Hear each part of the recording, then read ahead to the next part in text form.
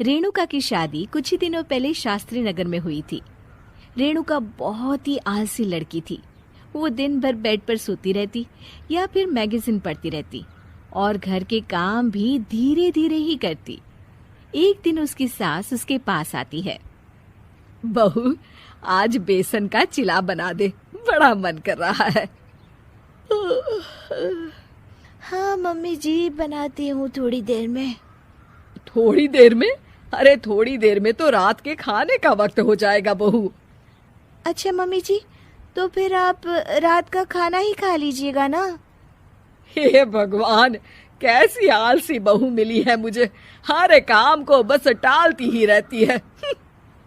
रेणुका दिन भर बस आलस पना ही करती रहती। एक बार रात के खाने पर सब बैठे हैं तो रेणुका का पति कहता है, अरे ये क्या, आज फिर से करेला? रेणुका, हफ्ते में तीसरी बार ऐसा हुआ है कि करेला बन रहा है। कुछ भी बना लिया करो। अरे इतनी सारी सब्जी मिलती है मार्केट में। हाँ, पर अब कौन मार्केट जाए और सब्जी लेकर आए, इसलिए जो था घर पर वही बना दिया।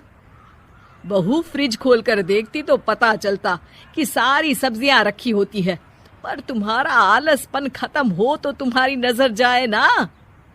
विशाल कमरे में आकर रेणुका से पूछता है, रेणुका, मैंने कहा था तुमसे कि मेरे लिए रुमाल ले आना। मेरे सारे रुमाल खराब हो गए हैं। तुम ले आई क्या? आज नहीं गई, कल ले आऊंगी। ओफो, पिछले 4 दिनों से मैं यही सुन रहा हूँ। बिना रुमाल के ऑफिस जाना पड़ रहा है। तुम तो बहुत ही आलसी होती जा रही हो रेणुका। आपको रुमाल की जरूरत है ना, तो खुद ही खरीद लीजिए ना। हाँ, अब वही करूंगा। तुम्हारे भरोसे बैठा रहा तो कुछ नहीं होगा। एक दिन दरवाजे पर बेल बज रही होती है और रेणुका सोफे पर बैठी होती है, पर आलस में दरवाजा खोलती ही नहीं। अरे बहू, कितनी देर से बेल बज रही है? क्या कानों में रुई डालकर बैठी हो जो सुनाई नहीं दे रही बेल?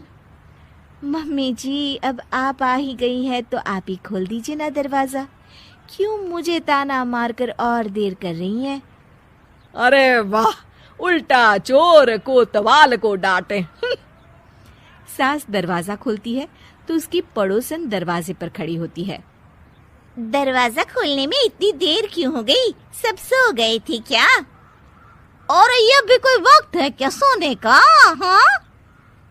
अरे नहीं नहीं, ऐसी कोई बात नहीं है। आइए आइए, आप लोग अंदर आइए। ओफो, इन सबको भी अभी आना था। अब मम्मी जी लगा देंगी मेरी ड्यूटी किचन में। बहू पकोड़े तल दे, बहू चाय बना दे।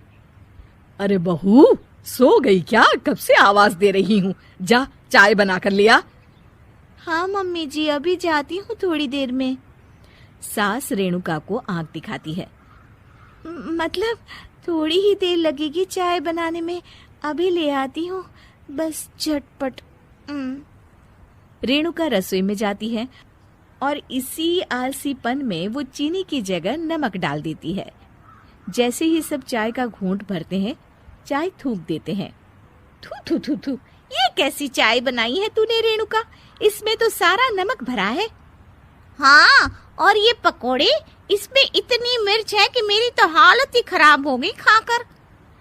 और रेणु जी, आपकी खातिरदारी में पहले तो कभी कोई कमी नहीं रहती थी, पर जब से आपकी ये बहू आई है ना, मामला कुछ गड़बड़ा सा गया है।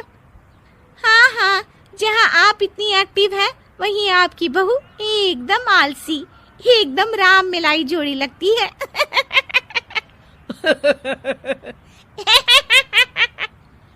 अच्छा जी, चलते हैं अब। नमक वाली चाय पिलाने के लिए बहुत बहुत शुक्रिया। सब वहां से चले जाते हैं। अरे तूने तो मेरी नाक ही कटा दी बहू। वे लोग क्या सोच रहे होंगे मेरे बारे में? मम्मी जी, मैंने तो शक्कर ही डाली थी, पता नहीं नमक कैसे बन गई शक्कर। शक्कर नमक नहीं बना बहू रानी, तुम्हारा ये जो आलसपना है ना, ये उसी का नतीजा है। सॉरी मम्मी जी, अब मैं ये आलसपन छोड़कर सारे काम अच्छे से मन लगाकर करूंगी।